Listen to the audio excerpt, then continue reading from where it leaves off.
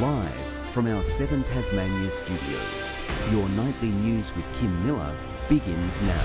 Emotional tributes have been paid in Devonport to commemorate one of Tasmania's most tragic days. On the eve of its 1-year anniversary, those impacted by the Hillcrest Primary School jumping castle disaster have come together to honour the 6 children who lost their lives. We cross now live to Tom Johnson, who's in Devonport. Tom, the service is still underway and this is a hard day for so many. Kim, the feeling here is of overwhelming sadness, remembering the 6 children who lost their lives far too soon from that tragic day. A very poignant moment not long ago. Each of the families chose their favourite photos of the children and they played on the large screen here in Market Square. Flowers have been placed on a new memorial specifically for the 1-year anniversary. This is depicting the broken heart in the shape of Tasmania, one many will be familiar with. It was widely shared on social media in the aftermath of the tragedy. Dignitaries who spoke, they were brief. That was intentional. That was to make sure the focus remained squarely on the children who lost their lives and their families. The Premier, Jeremy Rockliff, also a Northwest local, he did say a few words. He also had a message from the Prime Minister, Anthony Albanese. The Premier emphasised the shockwaves the event sent through the community. The 16th of December 2021 was a most tragic day in our state's history. The loss of such cherished young children sent shockwaves throughout the Devonport community, Tasmania, and indeed our entire nation. Today has been a difficult day for those families in this very carefully planned service. I understand they had quite some input into how today was going to run. Above all, today has been a time for community reflection. Tomorrow will be a chance for those families to grieve in private in what is a very emotional time. Tomorrow marking, of course, 1 year since the tragedy. Kim? It's still so hard to believe. Thank you very much, Tom. Much loved Tasmanian pub is revealing its struggle with the rise in energy costs as state Labor continues its calls for a power price cap. The Dr. Syntax Hotel will be forced to fork out an extra $800 a month. Its owners now worried they'll have to scale back on services and increase their prices to deal with inflation. It's a bit hard for us to keep passing on increasing costs to our customers. People only have so much disposable income. Tasmania should pay Tasmanian prices for Tasmanian power. It's really important. It's actually something that every government for 100 years had believed in until this government broke its promise. But the state government says it's more interested in a long-term solution, investing in renewable energy to bring down power prices. Well, the Tasmanian Electoral Commission says it won't issue fines to almost 40,000 electors who appear to have failed to vote in October's local government elections. Concerns over accessibility for disabled electors and the northern floods are among the reasons the Commission won't be cracking down this time. It was the first local government election where voting was compulsory in Tasmania. Almost 3,000 failure to vote notices have been issued for the upper house by-election in Pembroke. State Growth has finally announced St Mary's Pass is expected to open on Monday, bringing welcome relief to local businesses who have been doing it tough. St Helens tourism operators have been battling with road closures for weeks, impacting visitation on the East Coast. East Coast businesses are bearing the brunt, facing a series of roadblocks. Road closures have affected some businesses in terms of people just choosing other destinations in Tassie to go to. St Mary's Pass, a major barrier, now closed for 7 weeks following a landslip during the October floods, with local businesses carrying the burden. St Mary's Pass has slowed it down quite a lot. It was looking good before that happened, getting quite a few inquiries and quite a few bookings, but yeah, that's sort of dropped off. With St Mary's Pass closed, our visitors have to travel around and find another way to visit St Helens. Our visitor numbers have been a bit quiet. We are seeing that businesses are getting inquiries to say, are you still open, even with the roads being closed for the last few weeks. But there's some hope for struggling tourism operators. State Growth have announced that there's an expectation of a reopening of the pass on the 19th, next Monday, which is really pleasing. The announcement of Monday's opening, welcome news for local businesses as they head into a busy summer period. Bookings are strong, so in the past I think people have felt that they could do walk-ins or just drive into a hotel or just see what happens on the trip, but I'd highly recommend that you make a booking prior to arriving because hotels are getting very full. We've got a few bookings already in advance throughout January. Look, I'm sure it'll pick up over Christmas. Usually from Boxing Day onwards seems to be fairly busy in St Helens, so we're looking forward to the amount of business that's going to come here. St Helens' tourism sector is bouncing back, but there's still work to be done to improve visitation and access to the region. We will need to continue to put more effort in, particularly around Elephant Pass in the new year. To keep the East Coast open for business. McKenna Bailey, 7 Tasmania News. A trial date has been set for the Swansea couple accused of murdering Campbelltown man Shane Jeffrey Barker more than a decade ago. Cedric Jordan and his wife Nolene have pleaded not guilty over the shooting death of the 36-year-old at his home in August 2009. Proceedings will begin on April 18.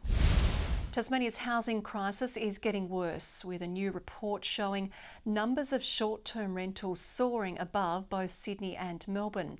The Monitoring the Impact of Short-Term Rentals on Tasmanian Housing Markets report reveals 67% of Launceston's long-term rentals have been converted to short-term accommodation, as have 47% of Hobart's long-term dwellings. Tasmania is facing a unique situation in that least affordable, we've got some of the lowest incomes, and we've got this pressure on finding enough rental for people to live in.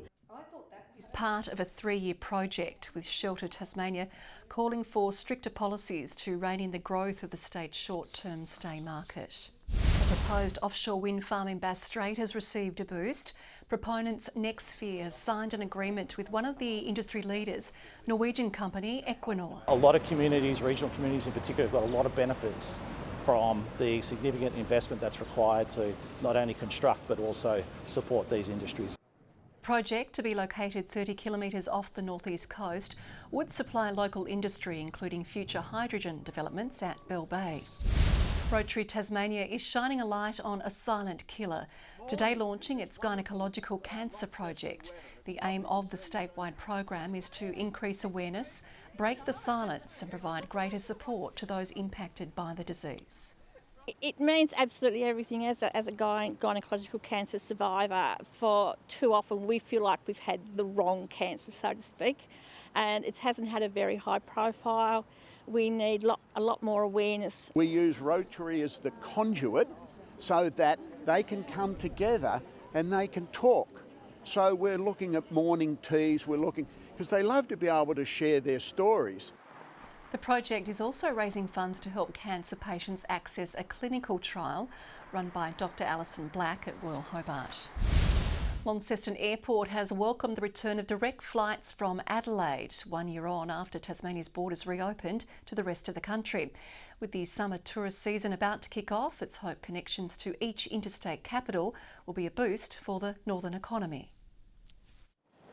Passengers prepare to take wing for the short jump to South Australia.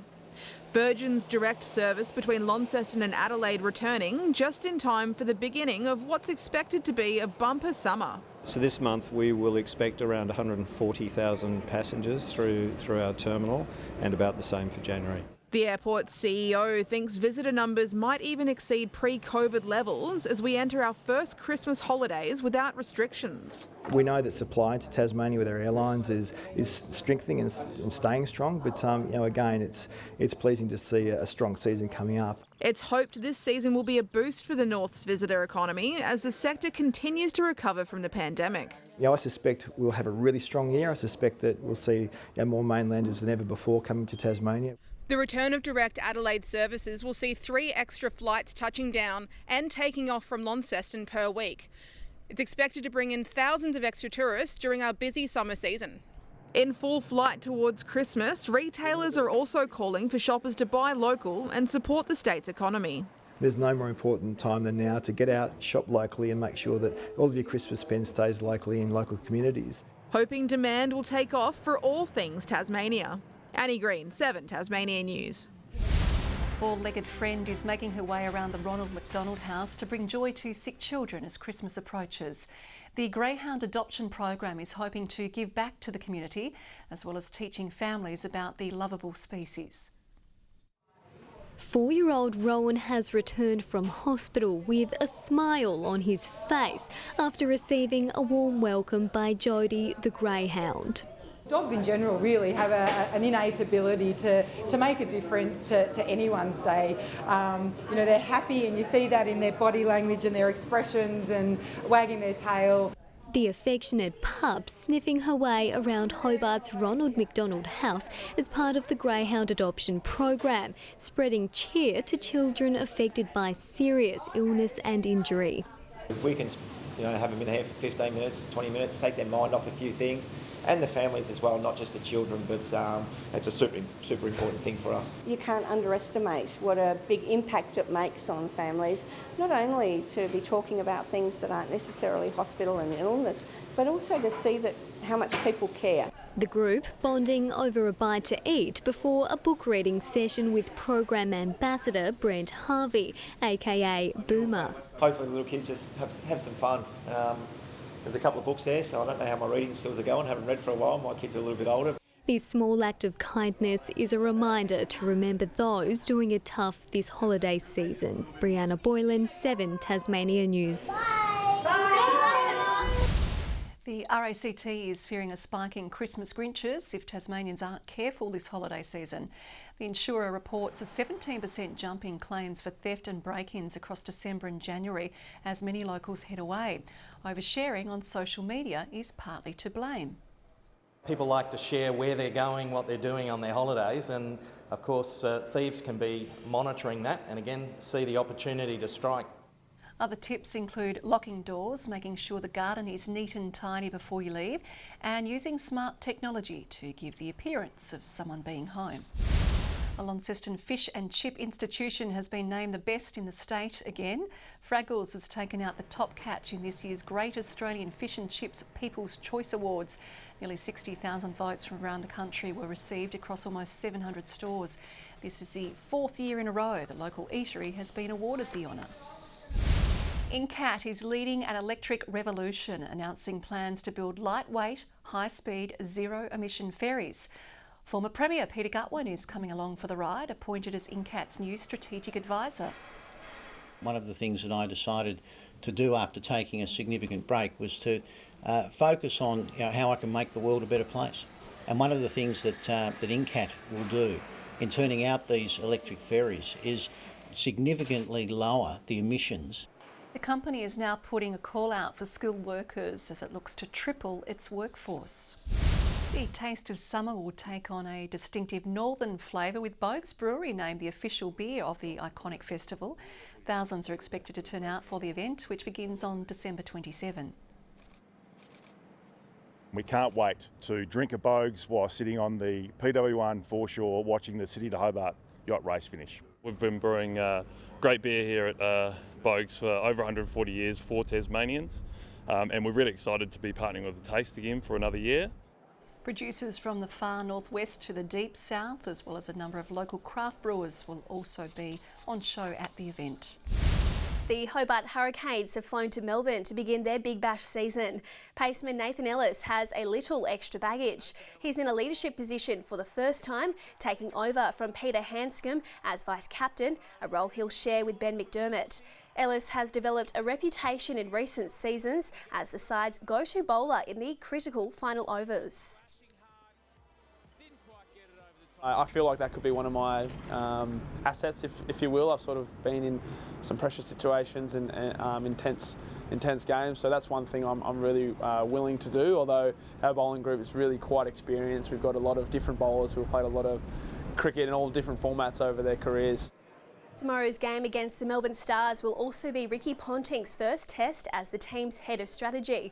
The Stars lost their first match against the Thunder in a final ball thriller on Tuesday night. And Georgia Baker has added another accolade to her successful 2022, being named Australia's Female Track Cyclist of the Year. It caps off a season yielding 3 Commonwealth Games gold medals and the Tasmanian Athlete of the Year crown.